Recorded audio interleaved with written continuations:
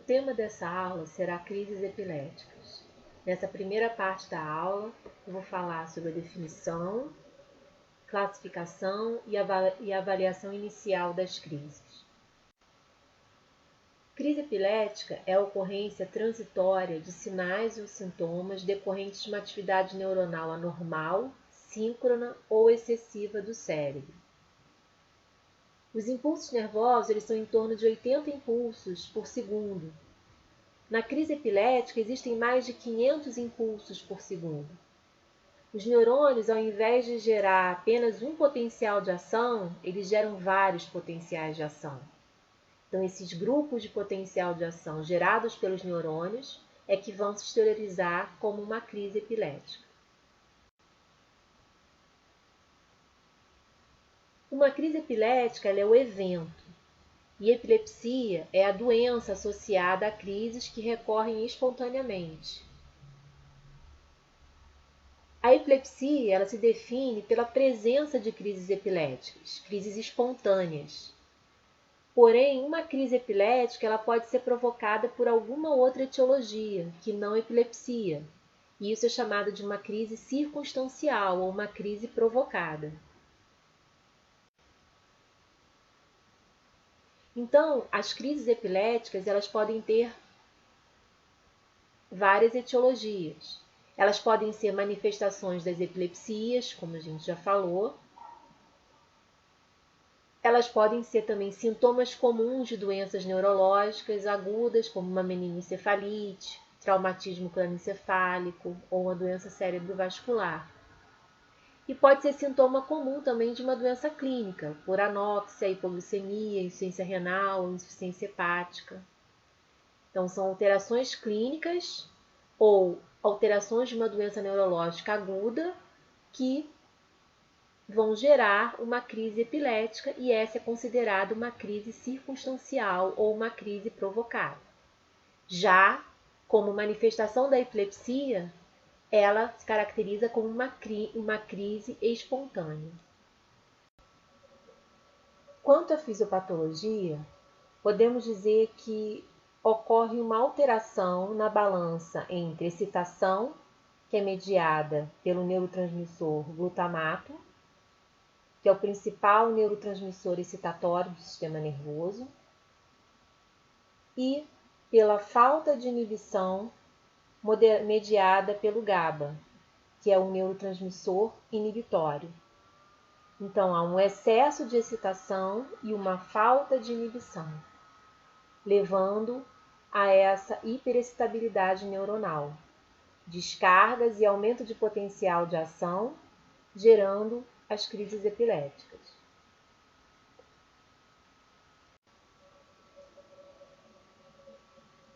Essa é a nova classificação das crises epiléticas, que foi adotada pela Liga Internacional contra a Epilepsia e publicada em 2017.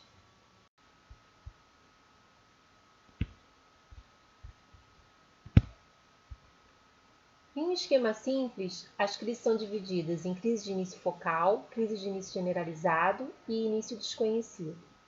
A crise focal cometendo um hemisfério cerebral e a crise generalizada ambos os hemisférios cerebrais. E a desconhecida é aquela que é denominada quando você ainda não, numa primeira crise, por exemplo, não observou como é o início da crise. Então, isso acontece muito nos primeiros episódios de crise, onde não se sabe ainda se ela tem início focal ou generalizado.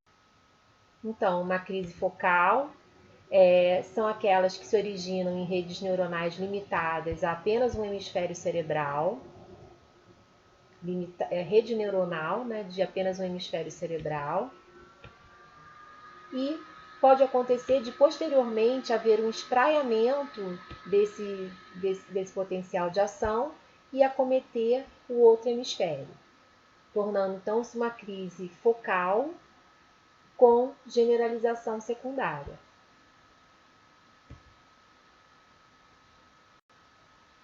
Uma crise generalizada é aquela que envolve, já desde o início, ambos os hemisférios cerebrais.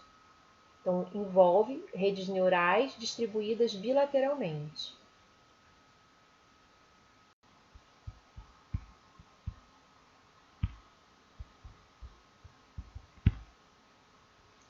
Esse é o esquema expandido da classificação dos tipos de crises epiléticas de 2017. Então, a gente tem aqui de novo a crise focal e a crise generalizada. Vamos nos concentrar nessas duas aqui. A crise focal ela ainda pode ser perceptiva ou desperceptiva. A perceptiva, quando a gente tem preservação da consciência, e o tempo todo durante a crise. Então, o paciente ele fica consciente durante toda a crise. E a desperceptiva é aquela que em algum momento da crise ou em todo o tempo da crise, o paciente ele vai ter um embotamento do sensório. Ele tem uma perda do contato com o meio. Ele pode estar até acordado, mas ele não tem o contato com o meio. Então, isso é chamada de desperceptiva. Então, a crise focal perceptiva ou desperceptiva ainda pode ser motora ou não motora. Então, as crises motoras, nós temos as crises de automatismo, que são movimentos estereotipados, por exemplo, mastigatórios. Temos as crises atônicas, que é aquela do fenômeno motor negativo, que o paciente perde o tônus. Temos as crises clônicas, onde o paciente vai ter abalos somente de um segmento, de um membro, tá? Ou um dimídio. Os espasmos epiléticos, que são semelhantes a um susto, acontecem muito na síndrome de West, que é uma síndrome epilética. Então, os espasmos são espasmos epiléticos, né? Eles são como se fosse um susto. Crises hipercinéticas, movimentos rápidos. As crises mioclônicas, que são abalos breves, curtos. As crises tônicas, onde o paciente ele fica com um segmento então rígido, hipertônico, uma hipertonia de um segmento, do membro superior ou do membro inferior, ou então de um dimídio. E as crises não motoras. As crises não motoras, nós temos as crises autonômicas. Por exemplo, o paciente pode ficar pálido, sudoreico. As crises de parada comportamental, o indivíduo ele fica com um olhar vago, lembrando uma crise até de ausência, que é uma crise generalizada, tá? Mas nessa aqui, o paciente geralmente ele tem essa alteração desperceptiva, que é o embotamento do sensório, mas ele pode não perder totalmente a consciência. Então, essa aqui é a crise de parada comportamental, que é uma crise focal. A crise cognitiva, que o paciente ele pode ter uma sensação até de déjà vu, que é aquela sensação de que a pessoa já esteve naquele mesmo lugar, em uma mesma situação. Isso também pode ser uma crise, mas nem sempre, né? Nem sempre é uma crise. Emocionais, por exemplo, uma crise de choro compulsivo ou risos compulsivos. Quem assistiu a esse último filme do Coringa, observa que ele tem aquele riso compulsivo, né? O ator ele até se inspirou em crises chamadas crises gelásticas, são crises emocionais focais, são crises de riso. As crises de choro são chamadas crises dacríticas. E crises sensoriais, onde o paciente ele tem uma sensação de parestesia num membro ou num segmento corporal. E a gente não pode esquecer também que uma crise focal, ela pode ter aquele espraiamento do potencial de ação para o outro hemisfério cerebral, e ela é uma focal que evolui para tônico-clônica bilateral. As crises generalizadas, elas também podem ser motoras ou não motoras. Então, observem que elas também têm as mesmas características das crises focais, só que elas acometem ambos os hemisférios. Então, geralmente, ela é bilateral e acomete ambos os hemisférios cerebrais. Então, as tônico-clônicas, clônicas, tônicas, mioclônicas, mioclono tônico-clônico, mioclônico atônica, atônicas e os espasmos epiléticos também, que podem ser tanto uma crise generalizada como uma crise focal. Muitas vezes, o eletroencefalograma que vai nos ajudar a fazer essa diferença também, essa diferenciação entre uma crise focal e generalizada. Enquanto numa crise focal a gente vai ter alterações do EEG apenas no hemisfério cerebral, nas crises generalizadas a gente tem alterações bilaterais. E as não motoras são as crises de ausência. Então, ausência típica, ausência atípica, as mioclônicas e com mioclonias palpebrais. A crise de ausência típica é muito frequente em crianças, numa faixa etária de 4 a 8 anos de idade, características de uma síndrome epilética chamada de epilepsia ausência infantil. A criança muitas vezes é confundida como um distúrbio de déficit de atenção. E, na verdade, são crises de ausência, uma parada rápida, sem perda de tônus, então ele não tem nem queda da cabeça, e depois a crise dura segundos e ele volta às suas atividades normais. Então, muitas vezes confundida também com déficit de atenção. Esse aqui são termos que não mais são utilizados por conta dessa nova classificação. Então, são termos que ficaram no passado, mas é importante vocês conhecerem porque muitas pessoas ainda utilizam esses termos e, às vezes, até em prova, a gente vê que eles também persistem nesses termos. Então, as parciais complexas, crise parcial é hoje em dia chamada de uma crise focal. A parcial complexa, então, é a chamada focal disperceptiva, quando o paciente ele tem uma alteração no embotamento do sensório.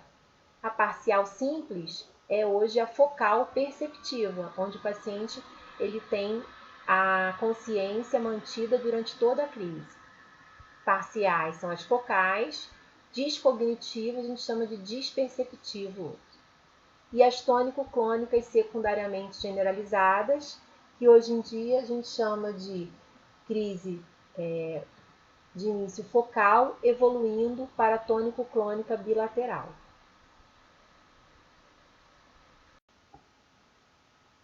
Importante na investigação clínica é a anamnese, avaliar a semiologia da crise, ou seja, as características da crise, para a gente poder classificar. E o exame físico e neurológico voltado para achados que possam sinalizar uma etiologia para a crise. Na anamnese, é importante a descrição pormenorizada dessa crise, a duração, o horário de ocorrência, avaliar fatores que podem estar precipitando a crise. Temos que buscar na nossa anamnese a procura de sinais e sintomas que podem vir antes, durante e depois das crises, como, por exemplo, o aparecimento de movimentos involuntários e automatismos que podem ocorrer durante a crise. Movimentos oculares também são frequentes, né, a ocorrência durante uma crise. Alteração de consciência, então a gente já viu que uma crise generalizada ela pode ter perda de consciência.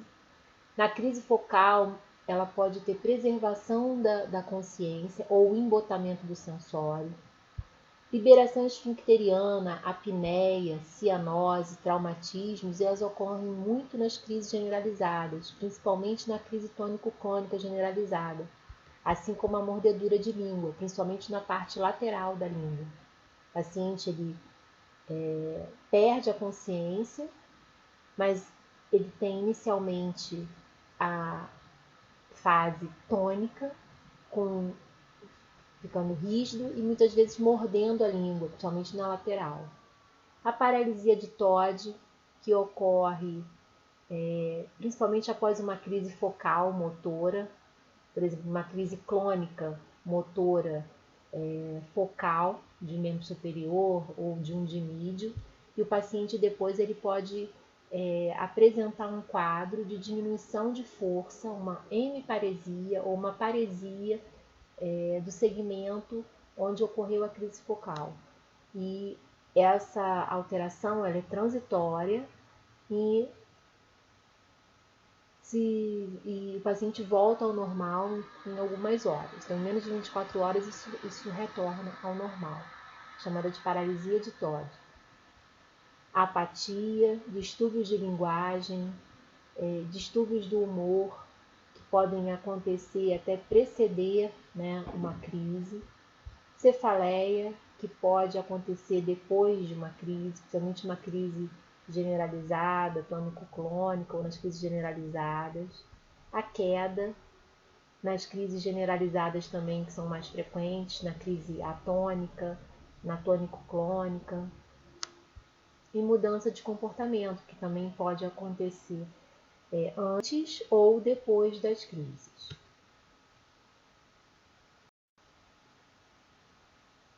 Quanto à avaliação inicial, então quando você avalia um paciente que chegou, né, após uma crise epilética, é importante a avaliação da glicemia. Casos de hipoglicemia ou até mesmo hiperglicemia, eles podem gerar crises epiléticas, então as crises circunstanciais, né, aquelas crises que são provocadas. É importante fazer um rastreio infeccioso. Será que esse paciente está com alguma síndrome infecciosa, infecção do sistema nervoso, meningite, meningoencefalite, que está gerando essas crises epiléticas? Também uma crise epilética provocada. Algumas vezes, se você tem essa dúvida, se você tem essa percepção do quadro, é importante que se faça até o exame do líquor para avaliação de meningite. Alterações hidroeletrolíticas, principalmente uma hiponatremia, é frequente também desencadear crises epiléticas. Se necessário, é importante que se faça o perfil toxicológico, para ver se houve consumo de drogas, né, que podem também provocar crises. A neuroimagem também, quando você tem uma primeira crise, você está numa investigação, é importante para eliminar alguma causa estrutural, como por exemplo tumores, alterações vasculares cerebrais. Então, investigar também por neuroimagem. E o eletroencefalograma, que é importante principalmente para fazer o diagnóstico diferencial com outras alterações que não são crises epiléticas, e também fazer um rastreamento das síndromes epiléticas, que muitas vezes elas têm eletros característicos.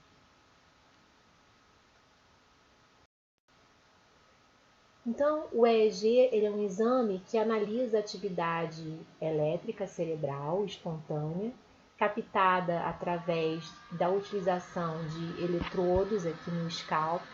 Então, são 21 eletrodos colocados no scalp, captando a diferenciação de potencial de ação entre um eletrodo e outro. São colocados no couro cabeludo e medem então essa diferença de potenciais e registro de suas variações no tempo. No adulto normal, o ritmo cerebral é o ritmo alfa, no adulto normal em vigília, que varia de 8 a 13 ciclos por segundo, ou 13 Hz.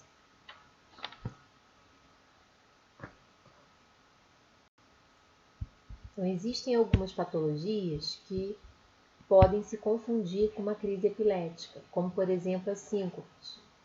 Então, só que a síncope ela é um evento mais rápido, o paciente ele se recupera rapidamente, não apresenta movimentos clônicos, liberação esficteriana, mordedura de língua, e a recuperação é rápida, não apresenta cefaleia após a crise.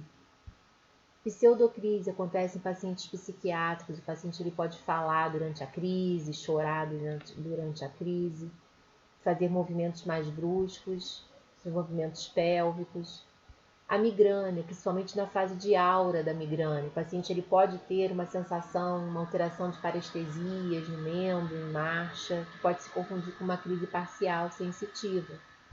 Os distúrbios do sono, tem pacientes epiléticos, por exemplo, que têm crises apenas durante o sono. Então, distúrbios de sono podem se confundir também, como exemplo, o síndrome de pernas inquietas. Refluxo gastroesofágico. Em crianças, por exemplo, na síndrome do West, pode se confundir com refluxo inicialmente. E no adulto, numa crise focal autonômica. E distúrbios do movimento, por exemplo, os tiques ou espasmos faciais, também podem se confundir com uma crise epilética, uma crise focal, por exemplo, crônica. Quanto ao tratamento, a gente tem que se certificar se essa crise foi uma crise provocada, circunstancial, por exemplo, por conta de uma meningoencefalite ou de um distúrbio hidroeletrolítico, como uma hiponatremia, ou por hipo ou hiperglicemia, e assim tratar a causa base. Agora, se foi uma crise espontânea, então as crises espontâneas são relativas às epilepsias. Então a gente vai ter que fazer medicações específicas, uso contínuo de fármacos antiepiléticos, que falaremos quando tratarmos do tema epilepsia. Então essa foi a primeira parte da aula de crises epiléticas. E essas são as referências utilizadas para a elaboração da aula, que vocês podem consultar.